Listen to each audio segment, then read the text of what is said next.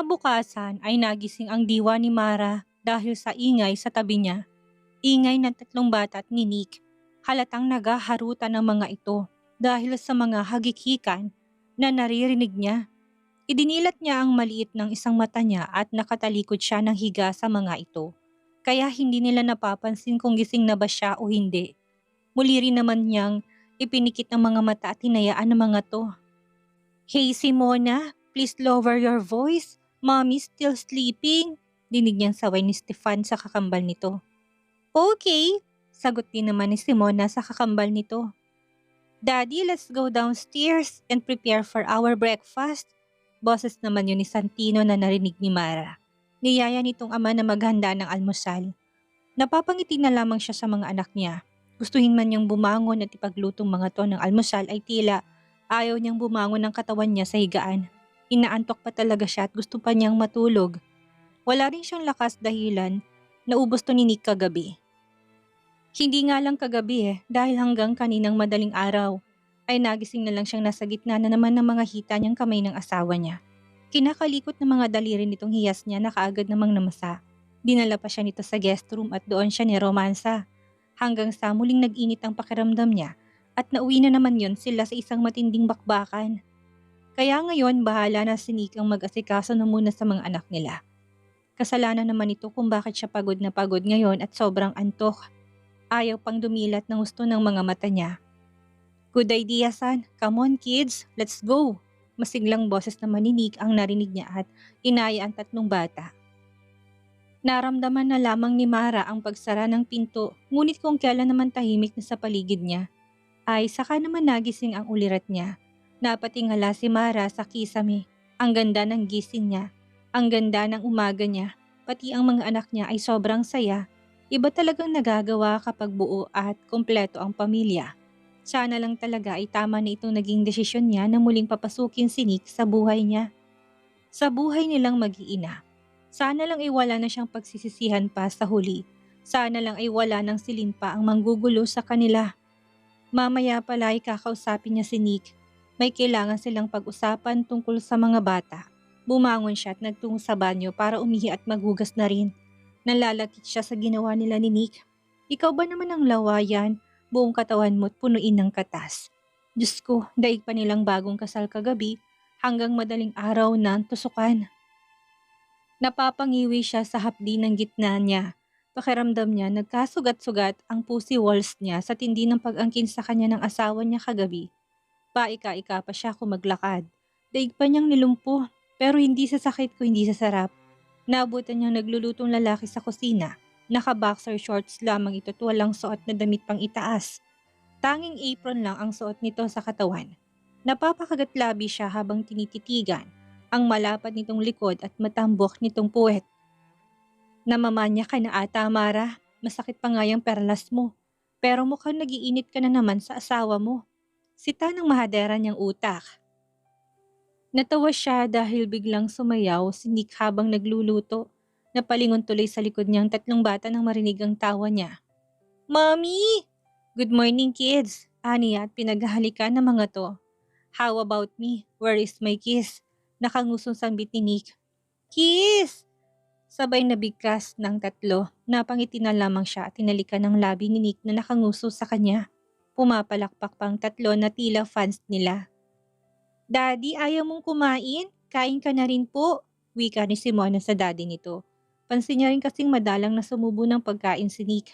May problema kaya to? Bakit wala ata tong ganang kumain? "I'm full baby, nabusog kasi si daddy kagabi. Ang sarap ng kinain ko eh." Sagot nito sa anak nila na siyang ikinalaki ng mga mata niya. "Ano pong kinain niyo na masarap na pagkain kagabi, Dad?" Kuryoso pa ring tanong ni Simona sa ama nito. Ang mami niyo." Walang prenong sagot ni Nick, kaya naman naubos siya at muntik ng mabulunan. Mabuti na lang at mabilis siyang inabutan ng tubig ni Nick. Tumingin si Nick sa kanya, kaya naman pinandilatan niya ito ng mga mata. "Bakit mo naman kinain si Mommy, Daddy? Eh hindi naman po siya pagkain." Inosenteng tanong ni Stefan. "Oo nga, Daddy. Aswang ka ba't kinain mo si Mommy? Tao po siya." Segunda rin naman ni Santino. Bigla na lamang umalis si Simona sa upuan nito at mabilis na yumakap kay Mara ng mahigpit. "I'm scared, Mommy. Nangangain ng tao si Daddy? Baka kainin niya rin kami nila kuya. Natatakot na wika ni Simon at lalong sumiksik ang anak niya sa kanya. Nataranta naman si Nick at na-realize ata nito sinabi sa mga anak. No, no baby. Hindi aswang si Daddy, okay? Anito. I mean is, nabusog ako dahil sa kinain ko na niluto ng mami niyo kagabi. Nagising kasi kami ng madaling araw dahil nagutom kami kaya nagluto si mommy ng food. Ganun yon mga anak. Tarantang paliwanag ni Nick lalo pat ayaw nang lumapit ni Simona sa daddy nito. Ah, okay. Ikling sagot ng dalawang boys. Sinamaan naman ni Mara ng tingin si Nick pero nginisihan lang siya nito. Kakatapos lang ni Mara magligpit at maghugas ng mga kinainan nila at nandito pa rin siya sa kusina kasamang asawa niya. Ang mga bata naman inasasala na at busy na sa paglalaro mga to. Gusto sana niyang kausapin si Nick na babalik na lamang sila ng mga bata sa Mindoro kahit na hanggang sa magsara lang sana ang klase. Dahil baka mahirapan ng mga anak nila na mag-adjust kapag biniglang mga to na ilipat kaagad ng school dito sa Manila. At bukod pa doon ay nandoon ang trabaho niya. Sa kanya pa naman iniwan ni Henry ang hotel habang wala ito't nasa ibang bansa. Isa pa nasanay na siya sa trabaho niya na may ginagawa at pinagkakaabalahan siya sa buhay. Pero alam niya namang hindi na siya magtatagal pa doon kaya gusto rin niya sanang formal na makapagpaalam sa mga empleyado ng hotel.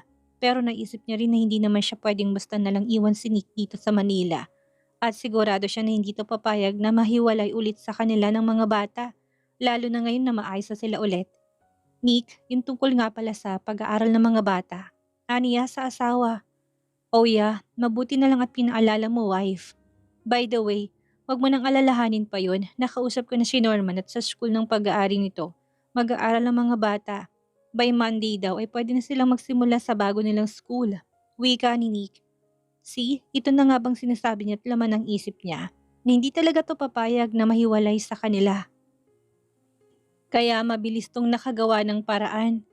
Pero hobby, hindi kaya mahirapan ng mga bata? I mean, baka manibago sila o mabibigla sila kapag agad-agad natin silang ililipat ng school. Baka pwedeng patapusin muna natin ang school year nila sa Mindoro hanggang sa magsara ang klase. Bago natin sila ilipat dito sa school sa Manila. Aniya. Sa wakas ay nasabi na rin niya, baka sakaling pumayag ang asawa niya. Lumapit si Nick sa kanya, tinakay siya patungo sa upuan at kinandong siya nito. Love, matagal pa bago magsara ang klase at ayoko nang malayo sa akin ng mga bata. At lalo na ikaw. Isa pa, masasanay rin naman yan sila. At sa tingin ko, hindi rin papayag ang mga bata na mawalay sa akin. Wika ni Nick. Ganun ba? Ani at tumangutango na sumang-ayon dito.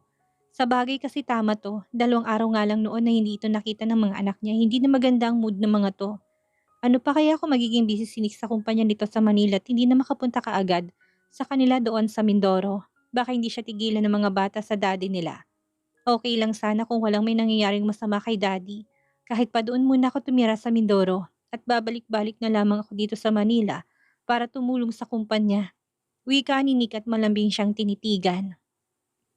Nakakapagod yun hobby, Aniya. Hindi nakakapagod yun love, basta para sa inyo. Tura nito na nagpataba sa puso niya. Kinilig pa siya sa sinabi nito. And don't worry about your work baby. Nakausap ko na si Henry at pinagpaalam na kita na hindi ka na babalik sa Mindoro para magtrabaho sa hotel niya. Wika ng asawa. Nakahawak sa bewang niya isang barasa nito. Nasa mukha naman niyang isang kamay ni Nick. Ipinipinig nito sa gilid ng tenga niyang ilang hibla ng buhok niya ng sa mukha. Kinausap mo na si Henry? Anong sabi niya? Excited ang tono niya nang malaman ng sagot. Ayun, pumayag naman siya at isa pa, wala naman na siyang magagawa pa. Asawa kita, pinsan lang siya. Nakangising wika ni Nick. Kaya napapairap ni hinampas niya ito sa braso. Imbis na masaktan sa ginawang paghampas, niya dito ay napahalakhak pa ito. Pagsapit ng hapon ay gumayak na sila para magtungo sa mansyon ng mga magulang ni Nick. Nakiusap ang biyanan niyang babae sa kanya na kung pwede doon na muna sila mamalagi sa mansyon. Namimiss daw kasi nitong mga apo. Kaya pumayag siya at pinagbigyan ng hiling ng biyanan niya. Mommy, pupunta ba tayo sa lugar nila grandma at grandpa? Tanong ni Stefan. Yes, anak, at doon na muna tayo magstay sa mansyon ng lolo't lola niyo. Sagot niya sa anak. Si lolo mommy di ba nasa hospital pa siya? Si Santino. No anak, hindi na ngayon dahil uuwi na siya sa mansyon ng lolo niyo. Aniya sa anak. Pinauna na nilang pasakayin sa loob ng sasakyan ang tatlong bata, samantalang siya ay tinulungan si Nick sa mga gamit nila sa paglalagay sa compartment ng sasakyan. Ayaw pa sana siya nitong patulungin, pero syempre mapilit siya. Kaya wala tong nagawa kung hindi hayaan siya. Halos puro mga gamit lang naman ito ng mga anak niya at gamit niya. Si Nick kasi hindi na nagpadala pa ng gamit dahil meron na ito doon sa mansyon. Paglabas ng sasakyan nila sa gate ay kaagad tong sinarado ng guard. Subalit imbis na dumiretso, naalis na inihinto pa ni Nick ang sasakyan sa tapat ng kanilang gate. Nagtatakang tumingin siya sa asawa niya. Oh, naiwan ko ang phone ko sa mini office, love. Pati ng ilang documents na kailangan kong dalhin bukas sa kumpanya. Wika ni Nick. Patuloy nitong kinakapa ang suot na pantalon pero hindi nito mahanap ang phone. Ako nang kukuha sa loob, habi. Pagpresinta niya. Na, just stay here, wifey. Ako na lang ang kukuha, saglit lang ako. Saad ni Nick at mabilis na kinalas ang suot na seatbelt saka lumabas sa kotse. Nilingon ni Mara ang tatlong bata sa backseat at busy mga to sa kanya-kanyang iPad na hawak. Hinayaan na lamang niya ito at ibinalik ang tingin sa harapan. Ngunit naagaw ang atensyon niya nang mapatingin siya sa side mirror ng kotse. Nakita niya isang lalaki nakasandal sa isang kotse at kahit na may kalayuan, ay pansin niyang sasakyan nila nakatutok ang paningin nito. Bigla namang lumabas si Nick sa gate at bitbit na nitong isang kamay ang hawak na folder. Muling sinulya pa ni Mara sa side mirror ang lalaki nakasandal sa kotse pero wala na ito doon. Nakita na lang niyang umandar na paalis ang kotseng kanina ay sinasandalan ng lalaki. Naalala niya nangyari sa father-in-law niya at ang mga bodyguards nilang kinuha ni Nick para bantayan sila. Pero ngayon ay wala man lang silang bodyguard na kasama dahil pinapunta itong lahat ni Nick sa ospital para mag-escort sa daddy nila pauwi sa mansyon. Nakaramdam siya ng kaba sa isiping baka isa sa kalaban ng daddy ni Nick ang lalaki nakita niya kanina at tinitiktikan sila pero baka naman mali lang siya sa hinala at isang house owner pala ito sa subdivision kung saan sila nakatira. Siyempre kinakabahan din siya lalo na para sa mga anak nila. Ipinilig ni Marang ulo at inalis ang negative vibes sa isipan niya. Are you okay, love? Baling sa kanya ni Nick at ginagap ang kaliwang kamay niya at pinisil-pisil yon. Baka namamansin pa ito ng pagkabalisa niya. Nilingon naman niya ang asawa at tumango. Yes, love, I'm fine, sagot niya at pilit nang umiti dito. Magandang hapon po, ma'am, sir. Bati sa kanila ng dalawang kasambahay sa mansyon. Pagkapasok nila sa loob, pinagtulungan ng mga to na kuhanin sa compartment ng sasakyan ng mga dala nilang maleta at ipinasok sa loob. Where is mom? Tanong ni Nick sa kanila. Nasa room po ng daddy niyo, sir. Nandyan lang po sa first floor. Tugon ng kasambahay. Tumango naman si Nick at sinakay siya dito at ang mga anak nila pupunta sa kwartong tinuro ng maid.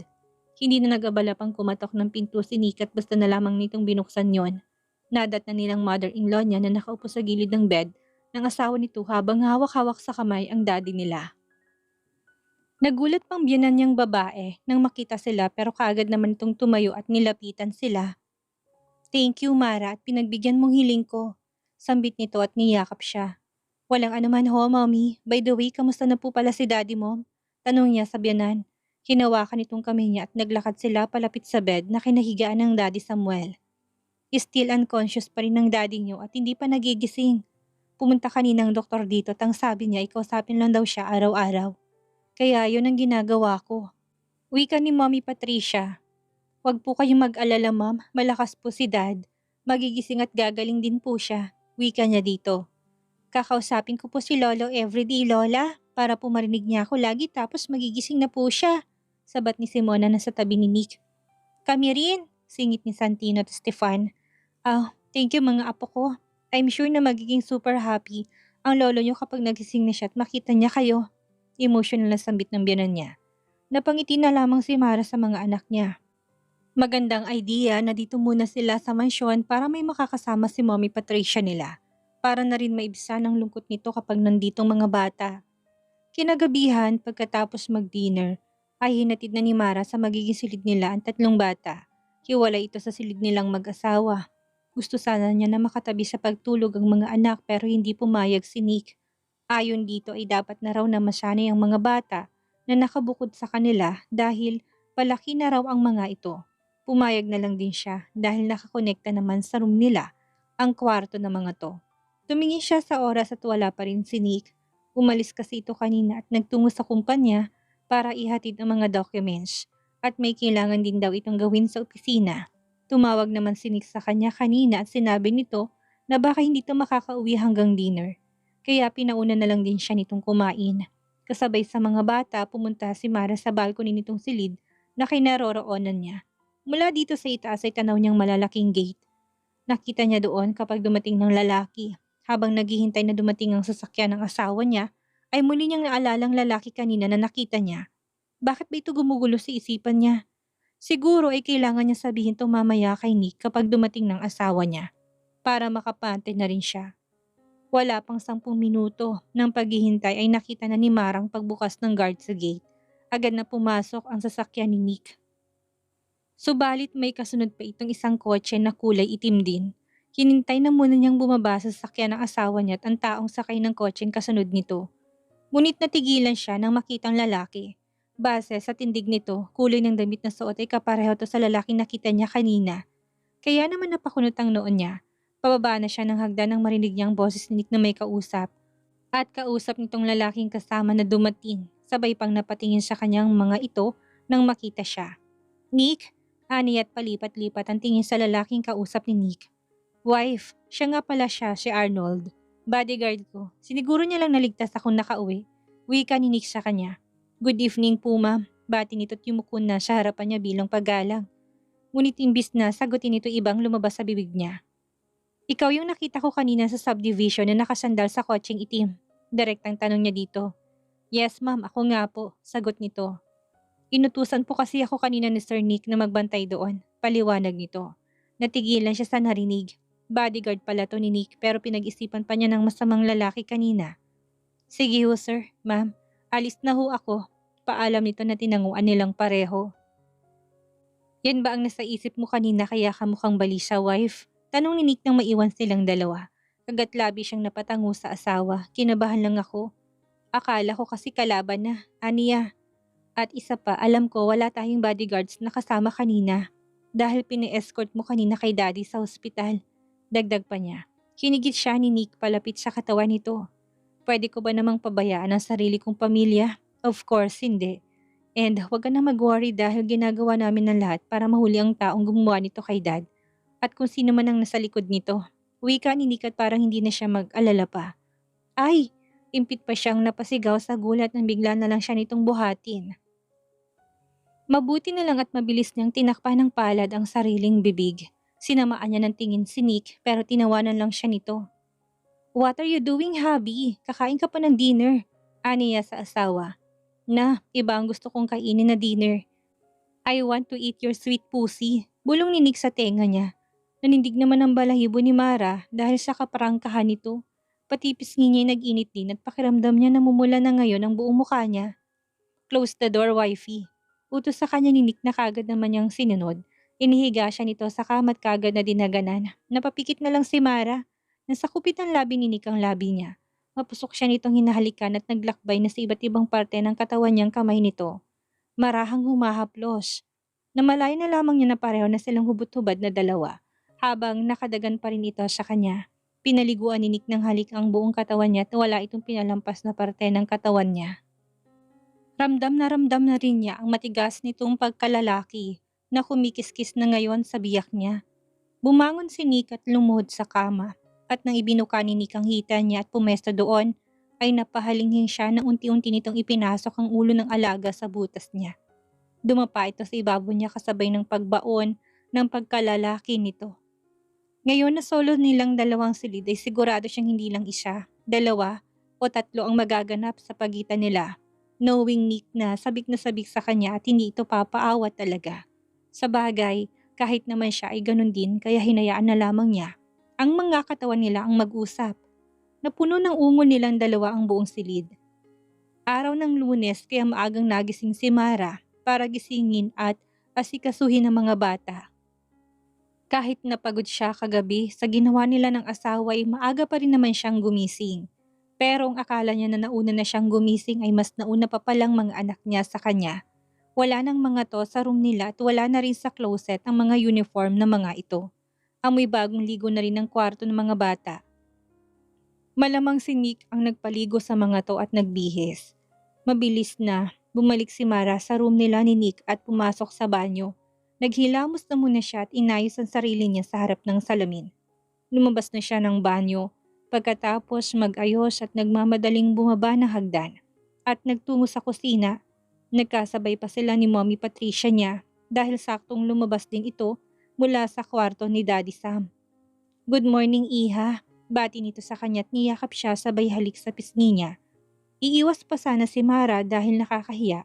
Hindi pa kasi siya nakakaligo, samantalang itong biyanan niya ay halatang bagong ligo at ang bango pa. "Good morning din po, ma'am." Bati niya pabalik. Sabay na silang nagtungo sa kusina. Agad naman siyang nakita ni Nick na papasok nila sa kusina at todong ngiti ito nang makita siya. Naglalagay ito ng pagkain sa plato ng mga bata. Nakabihis na si Nick ng pang-opisina nito. Pati ang mga bata ay nakabihis na rin ang school uniform ng mga ito. "Abat ang aga nila ha? Excited ang mga yarn?" "Good morning mga apo." Masiglang bati ni Mommy pagkalapit nila sa dining area. "Good morning Lola and Mommy." Sabay na bati ng mga bata at nagsilapit ang mga to at humalik sa kanila.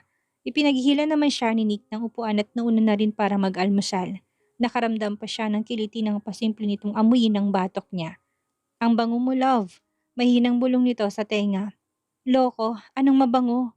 Hindi pa nga siya nakakaligot, hilamos lang ang ginawa niya. Napatingin siya kay Mommy Patricia at nakita niyang nakatingin din ito sa kanila ni Nick.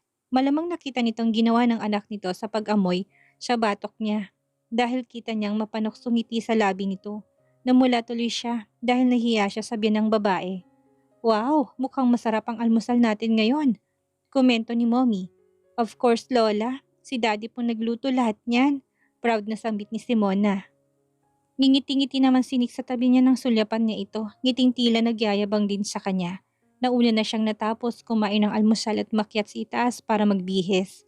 Mamaya na lang siya maliligo kapag uwi. Ihahatid nila ni Nick sa school ng tatlong bata. "Bye, Lola." Ani niya ng mga bata sa lola ng mga to bago sila pumasok sa loob ng kotse. "Bye mga apo, galingan niyo ha?" Pahabol na sigaw ni Mommy sa mga bata. Wala pa atang 30 minutes ang biyahe nila at nakarating kaagad sila sa school na pagmamay-ari daw ng kaibigan ni Nick na si Norman. "Are you ready, kids?" Tanong ni Nick sa mga to. "Yes, Daddy, we're ready." Si Simon ang sumagot na bibong-bibo pa. Pagkatapos maihatid ang mga bata sa classroom nila, ay umuwi na sila ni Nick. Naiwan naman si Yaya Moira, pati ng dalawang bodyguards ni Nick. Mamaya bago mag-uwian ng mga to ay susunduin nila ulit ito si Nick sa school. Gusto sana niyang isama ni Nick sa opisina nito, pero tumanggi siya. Hindi pa kasi siya nakakaligo. Hanggang sa makarating silang muli sa mansyon. "Next time na lang, hubby." Aniya kay Nick. Hindi naman ito nagpumilit pa, pero bago siya bumaba, hinigit na muna siya ng asawa niya palapit sa pwesto nito. At bago pa man siya makapagreklamo, ay sakop na ng labi nitong labi niya. Halos hindi siya makahinga sa tindi ng paghalik sa kanya ng asawa niya. Kulang na lang ay lamunin nitong mga labi niya sa paraan ng paghalik nito. Akala mo naman hindi sila galing kagabi sa bakbakan at hanggang ngayon ay sabik na sabik pa rin to sa kanya. Halos kapusin siya ng hangin sa dibdib bago ito pakawalan ng labi niya. Pakiramdam niya naman hit ata ito sa sandaling paghalik sa kanya ni Nick. "Grabe ka namang makahalik, habi." Sa wakas ay reklamo niya at sinimangutan to. Tinawanan lang naman siya ng asawa niya sa reaksyon niya. "You can't blame me, wife. Your lips are so addictive," he said playfully and winked at her.